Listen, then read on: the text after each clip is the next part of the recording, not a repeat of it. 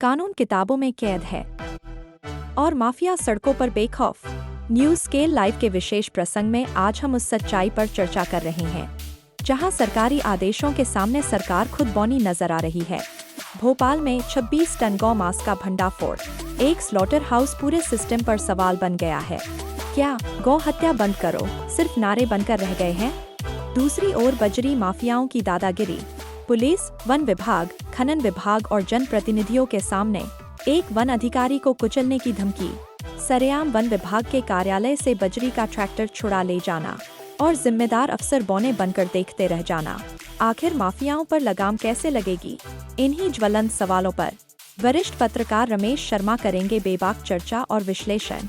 देखिए news scale live, जहां खबर नहीं हकीकत दिखाई जाती है। नमस्कार, प्रसंगस में आप सभी का स्वागत है। आज हम बात करेंगे सरकार के फैसलों के विरुद्ध। सरकार फरमान कर देती है कि बजरी के खिलाफ कार्रवाई करो। गोवंश के लिए सनातन धर्म में नारा लगाया जाता है कि गो हत्या बंद करो। कुल मिलाकर के दो विषय पर आज हम बात करना चाहेंगे। पहला विषय है गो हत्या का। भोपाल में एक स्लॉटर हाउस में 26 टन गौ माता का मांस पाया गया। स्लॉटर हाउस में गौ माता का मांस 26 टन। ये तो आप समझिए कि एक बार में पकड़ में आया है।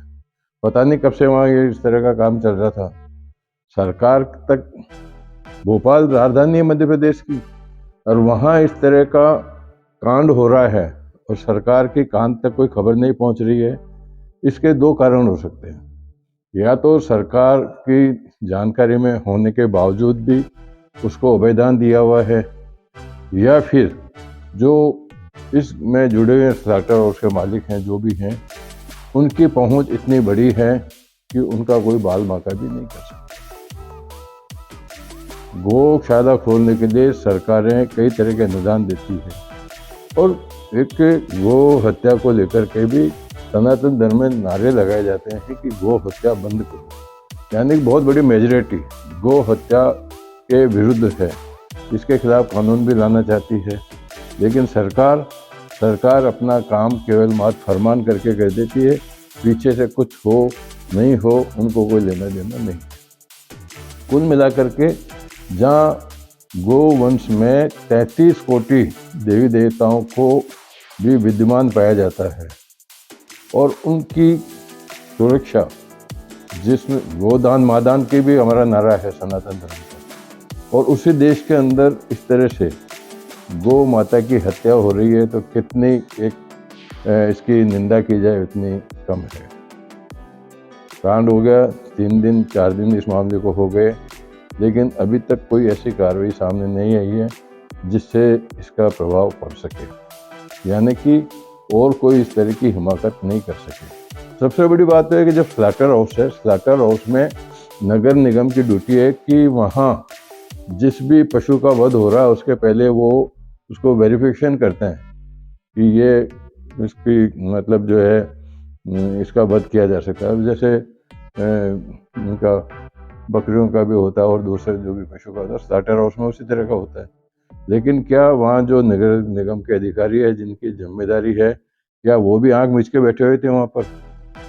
और फिर दूसरी बात ये कि जो पार्टी हिंदू धर्म को लेकर के मान के चलती है, उसके राज्य में डबल इंजन की सरकार में अगर इस तरह की घटना होती है तो फिर दूसरी पार्टी के राज्य में तो इस तरह की कोई कल्पना भी नहीं की जा सकती कि ऐसा कुछ हो सकेगा, यानी कि क्या उन पर पाबंदी लग सकेगी। ठीक है, अब बात करते हैं बजरी माफियाओं की। बजरी माफियाओं के इतने हौसले बुलंद हैं जहाँ सरकार के बड़े से बड़े अधिकारी भी उनके सामने नतमस्तक हैं, यानी कि बौने बने हुए हैं। अब तक हम सुन रहे थे धौलपुर में हो गया, भरतपुर में हो गया, केकड़ी में हो गया और बिसलपुर में हो गया। इस तरह की कई बजरी माफियाओं की बातें सामने आती रहती है। थानों के सामने से गाड़ियाँ निकलती है, जहाँ बजरी का अवैध खनन होता है, वो गाड़ियाँ वहाँ से बजरी भर के, ओवरलोड बजरी भर के वहाँ से खुलेआम निकलती है। और सबसे बड़ी बात है कि बिना नंबर की गाड़ियाँ होती है। आज कोई मोटरसाइकिल वाला बिना नंबर की गाड़ी लेके जा रहा है या स्पीड से बढ़ा रहा है तो उसको पुलिस पकड़ लेगी, उस पर चालान करेगी। लेकिन जो बजरी के डंपर जो मौत का ऐलान कर रहे हैं, तेज गति से बढ़ते हैं, दुर्घटनाएं होती है। अभी 2 दिन पहले ही गोविंदगढ़ के अंदर इस तरह का मामला हो गया। भरतपुर में एक तहसीलदार को मारने की कोशिश की गई। एमपी में भी होती है, राजस्थान में भी हो रही है। लेकिन अब मैं बात करना चाहूँगा कि अभी हाल ही में कल ब्यावर में भी इसी तरह का एक कांड हो गया। वन विभाग के कर्मियों ने जब एक ट्रैक्टर को वहाँ पकड़ा, बजरी वाले को, और लेकर के वो वन विभाग के कार्यालय में उसको खड़ा कर दिया, तो वहाँ उसका विरोध करने के लिए काफ़ी संख्या में ग्रामीण पहुँच गए। और सबसे बड़ी बात यह है कि जनप्रतिनिधि भी वहाँ पहुँच गए। जनप्रतिनिधि के सामने जैसा बताया जाता है, मीडिया में भी आया है कि जनप्रतिनिधि ने इस ट्रैक्टर के खिलाफ कोई कार्रवाई नहीं बनाने की मंशा जाहिर की थी।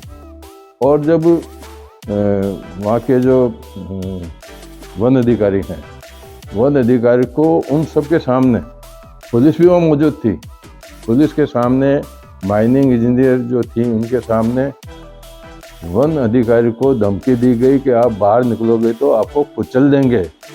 पुलिस वहाँ मौजूद है, माइनिंग विभाग के अधिकारी मौजूद हैं, वन विभाग के अधिकारी मौजूद हैं, और उसके साथ साथ में जनप्रतिनिधि भी मौजूद हैं, और उनके सामने वो ट्रैक्टर वहाँ से उठा करके ले जाते हैं।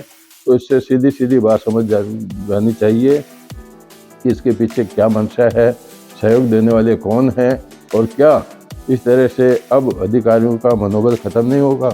जब इतने मतलब जो रक्षक हैं, वन विभाग की बात भी कर लो, वन बचाने वाले हैं, माइनिंग वाले राजस्व की मतलब इनकम करने के लिए हैं, पुलिस आम आदमी की सुरक्षा के लिए है, और उन्हीं को दत्ता बता करके वो ट्रैक्टर छुड़ा के ले जाएं वहाँ पे, तो इससे बड़ी तो ज़्यादा क्या एक शर्मनाक बात होती है इसके लिए। कुल मिलाकर के भजन लाल जी कहते हैं कि बजरी के खिलाफ ये करो, अवैध खनन के खिलाफ ये करो, हालांकि कार्रवाई चल रही है। ऐसी बात नहीं है कि रोज़ बजरी के खिलाफ राजस्थान में कई ट्रैक्टर जेसीबी वगैरह पकड़े भी जा रहे हैं, चालान भी बनाए जा रहे हैं, और उन पर जुर्माना भी लगाया जा रहा है। लेकिन जो ये मिसाल सामने आ रही है, उस मिसाल को लेकर के अब क्या कुछ बचा हुआ है कि इसमें अब अधिकारी क्यों रुचि लेंगे? अधिकारी क्यों रुचि, क्या वो मर जाने के लिए, अपने परिवार को बर्बाद करने के लिए हैं? और जब रक्षक ही भक्षक हो जाएंगे, जिनकी जिम्मेदारी है वो खुद जब बोने बन जाएंगे, तो फिर बाद में तो इसको आप कुछ कह ही नहीं सकते, कौन बचाएगा उनको? कुल मिलाकर के ये ऐसे नासूर हैं। इस नासूर पे जब तक कठोर नियम नहीं बनेगा, कठोर नियम का मतलब ये है कि अगर पकड़े जाते हैं इस तरह के, छुड़ाने की कार्रवाई करते हैं, उसका आप रजिस्ट्रेशन ख़त्म कर दीजिए। जिस लीज से वो बिना लीज के लेके आए उसको सीज कर दीजिए, जब तो कुछ बात बनने में भी आएगी। नहीं तो इसी तरह से काम चलते रहेंगे, सरकार अपना बिगुल बजाती रहेगी कि हम ये कर रहे हैं, वो कर रहे हैं, जीरो टॉलरेंस की बात करेंगे। लेकिन माफियाओं का जो एक बना हुआ है एक भय लोगों के अंदर, वो कभी समाप्त नहीं हो सकता। आज के प्रसंग को इसमें विराम देते हैं। कल फिर किसी प्रसंग के साथ मैं आपके सामने उपस्थित होऊंगा। तब तक के लिए नमस्कार।